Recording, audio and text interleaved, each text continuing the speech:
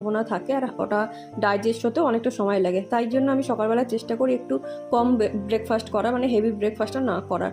তো আজকে আমি রুটি খাচ্ছি, প্রত্যেকদিন রুটি খাই না, অন্য অন্য ব্রেকফাস্ট করি, একটু হালকা ফুলকাই করি। তো এখন বাজে ওই 10টার মতো, আমি একটু আখের রস খেয়ে নেবো। কোনো দিন আখের রস খেতাম, কোনো দিন ডাবের জল খেতাম, তো আজকে আখের রসটা খাচ্ছি। সবসময় আখের রস পাওয়া যেত না, যখন কেউ বাজারে যেত এনে দিত, তো আজকে যেমন আমি আখের রসটা পেয়েছি তো এটা খেয়ে নিচ্ছি। আর না, অসম্ভব মিষ্টি আখের রসটা। আর আজকে যেহেতু অনেকটা বেশি পরিমাণে আখের রস খাচ্ছি, মানে 1 বোতলে 2 গ্লাস আখের রস রয়েছে, তো আমি আর এখানে ফল আজকে কিছু খাবো না ঠিক করেছি, অনেকটা পেট ভরে গেছে, কারণ একটু পরেই আমাকে লাঞ্চ করতে হবে। তো আজকে লাঞ্চে ছিল ভেটকি মাছের ঝাল আর ভাত, আজকে আর অন্য কিছু রান্নাবান্না কিছু করিনি, শুধু ভাত করেছিলাম। আর মাও বাড়ি থেকে পাঠিয়েছিল মাছের ঝাল, দেখো অনেকগুলো মাছ দিয়েছে।